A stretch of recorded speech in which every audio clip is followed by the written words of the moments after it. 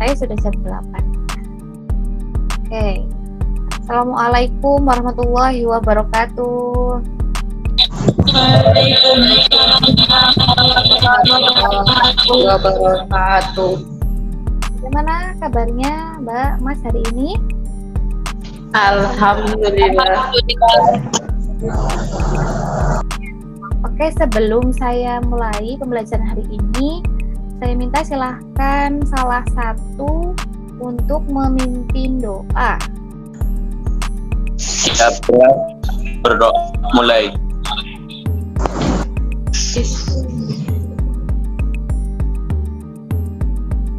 Terima kasih Mas Werian sudah dipimpin doa. Kemudian untuk selanjutnya saya absen dulu ya, ini ya, saya absen supaya ini dulu absen, kemudian saya cek soundnya ya supaya sudah masuk atau belum ke saya suaranya ya. Mbak Weti Puji Astuti Hadir, Bu. Mbak Nabila Anaba Hadir, Bu.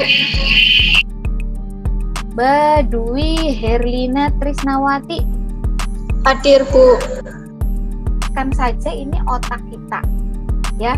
Jadi ini otak kita sebelum menuntut ilmu atau sebelum melakukan pembelajaran pada pagi hari ini sebaiknya dikosongkan terlebih dahulu ya. Jadi tidak memikirkan yang lain-lain, misalnya memikirkan kebutuhan, memikirkan siapanya gitu ya. Jadi harus fokus, harus dikosongkan supaya ilmu yang pembelajaran hari ini, ilmunya itu akan masuk ke otak kalian ya. Pernahkah kalian terluka? Oke, Mbak Elin, Mbak Nur Aini sudah masuk, Mbak Ika sudah, Mbak Nabila sudah, Mbak Isma sudah. Oke, Mbak Weli ini pernah kena luka bakar, benar Mbak Weli? Benar, Bu. Kena luka bakar ya. Waktu itu ditanganinya seperti apa Mbak Weli? Saya kan nggak tahu, jadinya pakai kodol. Kodol ya. Nah, ini kalau macam-macam seperti ini, kira-kira untuk luka bakar, kemudian luka tusuk, kira-kira penanganannya sama apa sama? Penanganannya beda ya, tidak pasti, karena antara luka bakar dan luka tusuk itu kedalamannya juga berbeda, kedalaman lukanya ya. Nah, ini untuk semuanya ini nanti kita akan bahas menyesuaikan dengan tujuan pembelajaran kita pada pagi hari ini ya. Nah, tujuan pembelajaran kita ada yang pertama tadi, karena lukanya berbeda, sudah pasti untuk penanganannya pun berbeda. Nah, pada akhir fase F ini ya, siswa ini dapat memahami tentang perawatan luka dasar. Kemudian untuk indikator pencapaiannya, nah, siswa atau peserta didik ini dapat menjelaskan perawatan luka dasar. Kemudian yang kedua, ada siswa dapat menjelaskan manfaatnya itu apa ya dari perawatan luka ini ya. Karena tentunya kalau misalnya luka itu tidak dirawat ya, pasti akan terjadi hal-hal yang tidak diinginkan.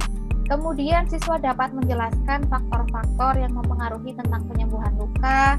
Kemudian siswa dapat mengidentifikasi jenis-jenis perawatan luka, jenis-jenis luka. Kemudian siswa dapat menjelaskan prosedur tentang perawatan luka. Nah, ini perhatikan gambar berikut ini. Nah, silahkan diamati gambarnya ya. Ini antara yang sebelah kanan dan sebelah kiri ini jelas berbeda. Ya, silahkan nanti diskusikan. Saya akan bagi 3 kelompok ya. Jadi masing-masing ini karena jumlahnya 12, masing-masing kelompok itu anggotanya 4 orang ya. Saya akan bagi menjadi kelompok 1, 2, dan 3. Nah, ini tugasnya ngapain? Silahkan kalian diskusikan terkait gambar ini ya. Nih, yuk diskusikan. Setelah mengamati gambar, silahkan Anda diskusikan kategori luka pasien tersebut. Didiskusikan bersama kelompoknya. dan nanti dicatat hasil diskusinya. Nah, untuk besok itu akan kita diskusi itu akan kita presentasikan, kita bahas sama-sama dari kelompok 1, 2, dan 3. Saya akan bagi breakout room ya. Nanti saya akan bagikan linknya juga. Silahkan nanti saya akan atur untuk supaya linknya itu masuk ke kelompok kalian. Sudah saya bagi, kemudian linknya saya share. Tinggal untuk diskusinya kalian cari literasi atau cari materi yang kemarin dari LKPD yang saya bagikan ya, mulai dari pengertian sampai dengan ke prosedur perawatan lukanya ya. Mbak Nabila nanti mencari apa itu pengertian dari perawatan luka, Mbak Ika faktor-faktor, Mbak Isna jenis-jenis, dan nanti saya membantu kalau ada yang belum selesai. Bisa dimengerti? Ya Mbak. Ya mengerti Mbak. Ya, besok rencananya presentasinya mau pakai apa? Mau pakai PPT aja Bu. Oh, PowerPoint aja. Silakan, boleh. Bebas ya. Kalau misalnya kalian bisa Canva, ya pakai Canva. Kalau mau pakai poster, ya pakai poster silakan. Tetapi kalau misalnya PowerPoint kalian menguasai dan bisa, ya silakan. Ya bebas untuk media, untuk presentasinya silakan. Tidak apa-apa ya, tidak ada batasan dan terserah mau kelompok yang mana pilih ya. Mbak Titi, ini gimana? Bertambahnya kerusakan jaringan, membersihkan benda asing atau kotoran, memudahkan pengeluaran cairan yang keluar dari luka, mencegah masuknya kuman dan kotoran ke dalam luka, serta mencegah perdarahan maupun munculnya jaringan paru sekitar luka. Itu tadi manfaat perawatan luka. Makasih Mbak Ardi. Sekarang Faktor yang mempengaruhi penyembuhan luka yaitu faktor intrinsik, usia, status nutrisi dan hidrasi, oksigenasi, perfusi jaringan, status imunologi, dan penyakit penyerta seperti hipertensi, DM, arteriosklerosis. Untuk yang kedua, faktor ekstrinsik yaitu pengobatan, radiasi, stres psikologis, infeksi, iskemia, dan trauma jaringan. Maaf sebelumnya, kenalkan saya Argi Aura Agustiana dari kelompok 2 ingin bertanya kepada kelompok 1. ya Mengapa luka bakar dapat mempengaruhi seluruh sistem tubuh?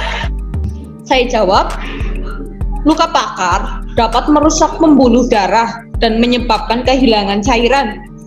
Hal ini dapat menyebabkan terjadinya hipovolemia atau penurunan volume darah hingga di bawah rentang normal. Penurunan volume darah dan cairan pada tubuh akan mengganggu kerja jantung untuk memompa darah ke seluruh tubuh. Iya, betul. Kemudian ada faktor nutrisi, ada faktor oksigenasi ya. Jadi semuanya sudah lengkap disebutkan. Memang ya, kalau salah satu faktor ini tidak terpenuhi, apalagi lukanya tadi luka gangren atau luka yang sudah borok, diabetes, kalau tidak ditangani itu biasanya akan semakin lebar ya. Dan untuk penyembuhannya juga lumayan lama karena itu sudah lukanya bolong ya.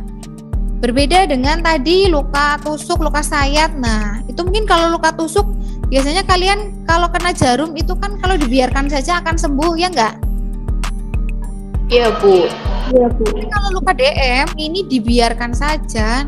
Nah, ini biasanya malah akan menimbulkan kesakitan dan lukanya semakin melebar seperti itu ya. Jadi sudah betul penjelasan dari kelompok 2 tadi terkait faktor-faktor yang mempengaruhi penyembuhan luka.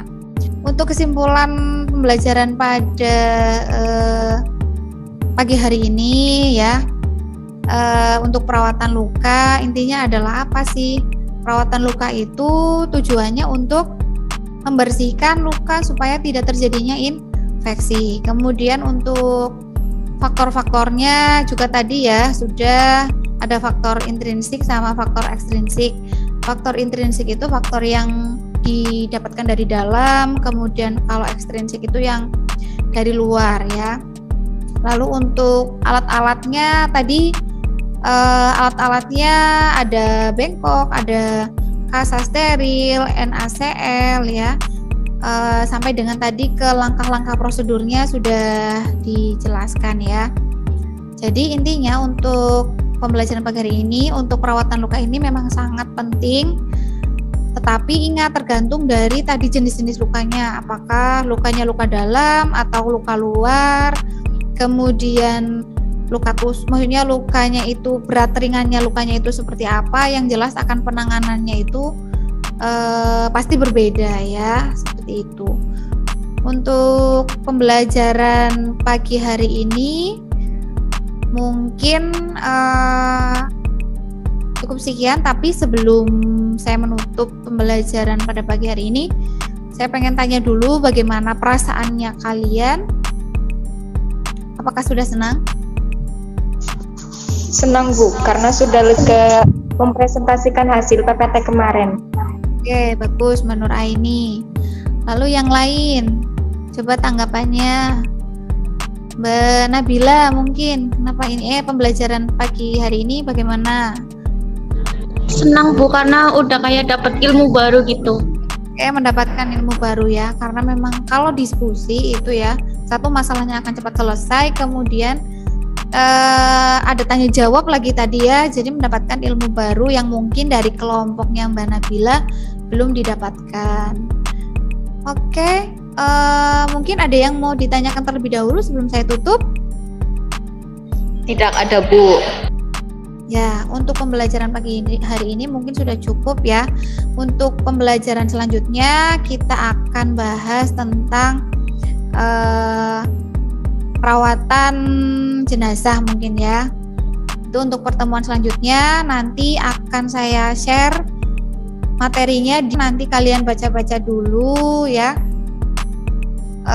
Atau bisa cari dari sumber yang lain supaya nanti saat kita pertemuan berikutnya mungkin akan tatap muka ya, sudah bisa mengikuti. Jadi setelahnya tidak hanya menyimak saja, nanti kita bisa diskusi sama-sama seperti itu nggih.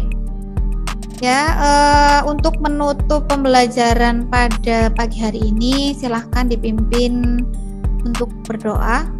Untuk menutup pembelajaran silahkan salah satu.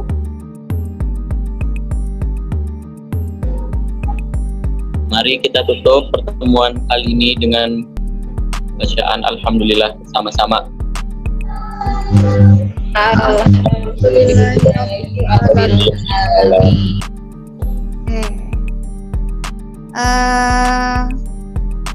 Ya, terima kasih untuk kerjasama yang bagus hari ini. Terima kasih untuk presentasinya.